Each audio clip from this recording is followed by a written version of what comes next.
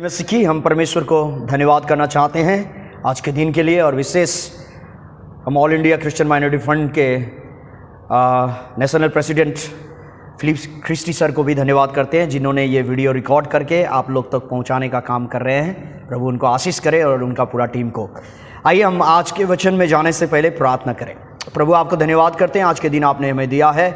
आपके वचन से मानव इतिहास के सच्चाई के बारे में जानना चाहते हैं। प्रभु हमसे बातें कर, ताकि हम ओ प्रभु झूठे मानव इतिहास में नहीं, लेकिन सच्चा मानव इतिहास जो कि आपने लिखा है, ओ प्रभु इसके बारे में जानकर विश्वास कर सके। आप ही एकमात्र मानव इतिहास का मालिक है।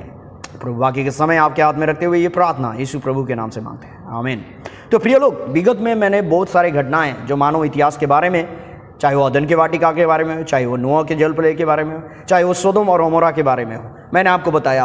और इसका आर्कोलॉजिकल, ज्योग्राफिकल अर्थात भौगोलिक पुरातत्वविदानों के जरिए भी मैंने आपको इसका प्रमाण दिया है, जो कि बाइबल में लिखी गई बातों को विज्ञान किस तरह से आप लोग तक सच्चाई के रूप में प्रमाण पहुंचाता है, इसके बारे में मैंने आपको बताया। तो आज और एक घटना को बताना चाहते हैं प्रिय लोग, वो है बाबेल के गुम्मट के बारे में, द टावर ऑफ बाबेल। इसके बारे में लोगों में बहुत सारे गलत फहमियाँ हैं और इसके बारे में जानना बहुत ही जरूरी है। आपको पता है कि नूआ और उनके 3 बेटे और 3 बहू और नूआ की पत्नी, जब 8 प्राणी अरारत पर्वत से जब जहाज वहां पर टिका, उसके बाद वो लोग निकल के आए, तो परमेश्वर ने उन्हें कहा था कि तुम फलो और फूलो और वृद्धि हो, संसार में भरते जाओ। उत्पत्ति 9 अध्याय में जब हम इस बात को देखते हैं तो क्या होता है कि वो लोग चलते चलते एक ऐसा मैदान में आ जाता है जो कि सिनार का मैदान, जो कि आज के समय में उसे इराक कहा जाता है। तो वहां आ जाते हैं, तो वहां आके उन लोग ने क्या किया, फिर परमेश्वर के विरुद्ध में काम किया। परमेश्वर ने उन्हें कहा कि जाओ तुम संसार में भरो, फलो फूलो, वृद्धि होते जाओ, संसार को अपने बस में करो। लेकिन वहां पर फिर मनुष्य ने परमेश्वर के विरुद्ध में पाप किया, और जिसके वजह से हम जान सकते हैं कि वही जगह से सारा मनुष्य जाति जो है सारा पृथ्वी में फैल गया, और ये परमेश्वर ने किया है। और इस घटना को मैं आपको बताना चाहता हूं।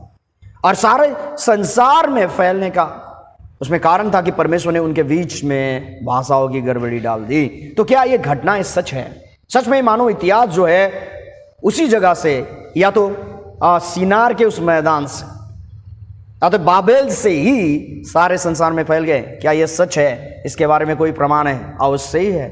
परमेश्वर ने जैसा मानव इतिहास में किया है उसका प्रमाण मैं आज आपके आगे रखना चाहता हूं। उत्पत्ति 11 अध्याय में इसके बारे में लिखा गया है, सारी पृथ्वी पर एक ही भाषा और एक ही बोली थी उस समय तक। नूआ और नूआ 3 बेटे और उनके बहू और नूआ की पत्नी, 8 प्राणी जब निकल के आए, उनके बाल बच्चे जितने भी थे बढ़ते गए। और यहां पर इस क्षण में हम देख सकते हैं कि उस समय तक वहां पर एक ही भाषा बोली जाती थी और एक ही बोली थी। तो क्या हुआ? उत्पत्ति 9 अध्याय में जैसा मैंने आपको बताया कि परमेश्वर ने कहा था नूआ और उनके परिवार को कि तुम लोग फलो फूलो और बढ़ो और पृथ्वी में भर जाओ। लेकिन लोगों ने फिर परमेश्वर के विरुद्ध में पाप किया है। उत्पत्ति 11 अध्याय का 4 पद, फिर उन्होंने कहा, अर्थात नूआ और उनके सारे बच्चों ने, अर्थात नूआ के परिवार ने, नूआ के गुजरने के बाद उनके जितने भी बाल बच्चे हुए, उन सभी ने वहां पर क्या कहा? उत्पत्ति 11 अध्याय का 4 पद, फिर उन्होंने कहा आओ हम एक नगर और एक गुम्मट बना ले, जिसकी चोटी आकाश से बातें करे, इस प्रकार से हम अपना नाम करें, ऐसा ना हो कि हमको सारी पृथ्वी पर फैलना पड़े। देखिए उत्पत्ति 9 अध्याय का 1 पद में परमेश्वर ने नूआ और उनके परिवार को बोला था तुम लोग फैलो, फलो फूलो, वृद्धि हो, बढ़ते जाओ, पृथ्वी को वश में करो। लेकिन मनुष्य ने फिर परमेश्वर के विरुद्ध में खड़ा हो गया और कहा कि आओ हम एक नगर बनाए, एक गुम्मट बनाए, एक सीढ़ी बनाए, एक टावर बनाए, जिसके जरिए हम कहां जाए? स्वर्ग को जाए। मनुष्य ने फिर परमेश्वर के विरुद्ध में पाप किया। परमेश्वर ने कहा कि भरते जाओ, उन लोगों ने कहा कि इस प्रकार हम अपना नाम करें, परमेश्वर के नाम नहीं। ये दूसरी गलती, ऐसा ना हो कि हमको सारी पृथ्वी में। ये तीसरी गलती उन लोग ने किया था। समझ में आ रहा है? पहली तो बात है अपने कोशिश से स्वर्ग को जाना चाहते थे, दूसरा वो लोग अपना नाम को रखना चाहते थे, तीसरा वो लोग फैलना नहीं चाहते थे, जो कि परमेश्वर के आदेश था उन्हें। और इस तरह से इस समय नूआ के गुजरने के बाद, उस जनरेशन खत्म होने के बाद जब नया जनरेशन आया, उन्होंने ये काम किया है, परमेश्वर के विरुद्ध में उठने का काम। तो क्या हुआ, परमेश्वर ने क्या किया? उत्पत्ति 11 अध्याय का 3 पद, तब वे आपस में कहने लगे, आओ हम ईंटें बना बना के भली भांति आग में पकाएं। और उन्होंने पत्थर के स्थान पर ईंट से और चूने के स्थान पर मिट्टी के गाड़े से काम लिया। तो जब उन लोग ने गुम्मट को बनाया, बाइबल कहता है कि उन्होंने क्या क्या इस्तेमाल किया? पत्थर का नहीं, ईंट का इस्तेमाल किया है। और उसे ज्वाइन करने के लिए क्या इस्तेमाल किया है? चूने के स्थान पर मिट्टी के गाड़े अर्थात अलकतरा का इस्तेमाल किया, टार का इस्तेमाल किया है। अलकतरा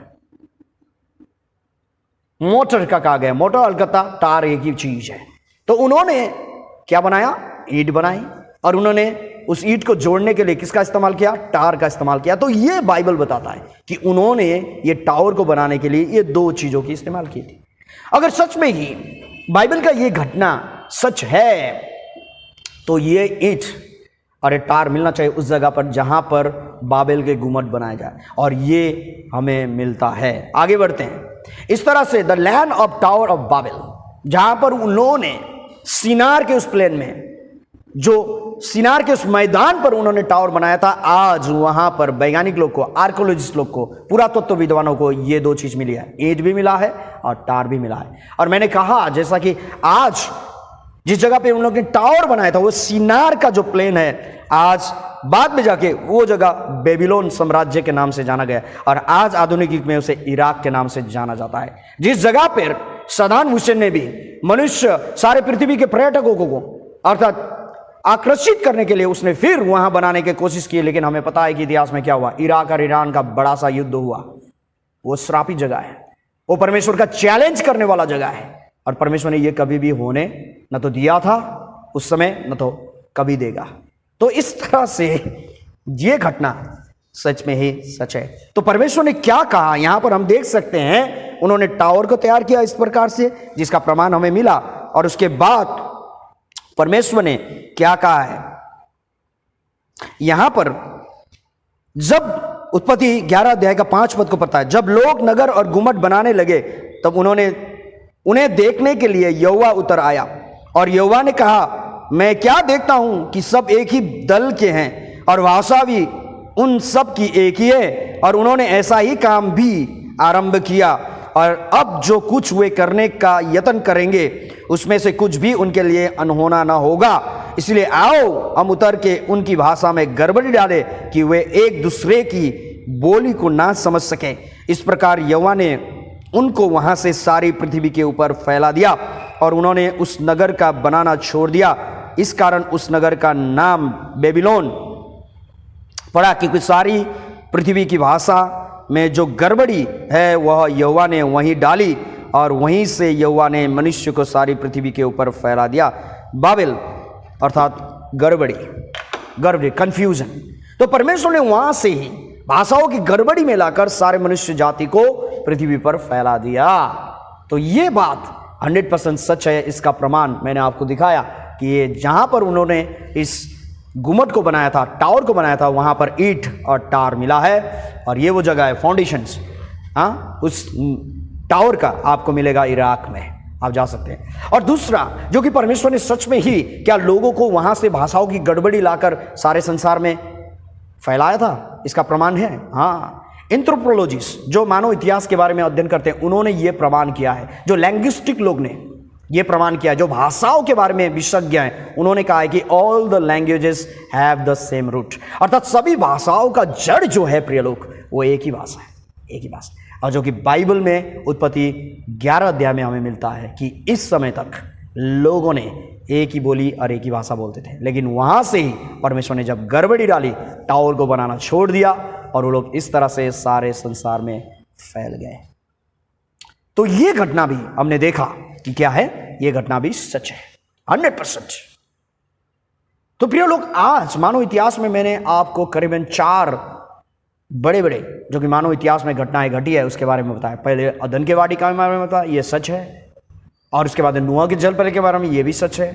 उसके बाद में सोदोम और ओमोरा के बारे में बताया, ये भी सच है। और आज मैंने आपको बताया बाबेल के गुम्मट के बारे में, जो कि भाषाओं की गड़बड़ी वहीं से हुई और सारा संसार में लोग फैल गए, ये भी हमें मिला है आर्कोलॉजिकल वैज्ञानिक पुरातत्वविद्वान के जरिए ये प्रमाण मिला है। तो इससे क्या पता चलता है कि बाइबल सच है और बाइबल के परमेश्वर ही मानव इतिहास का एकमात्र सच्चा सृष्टिकर्ता परमेश्वर है। प्रभु आप सभी को आशीष करे। आप सभी को जय मसीह की। Thank you.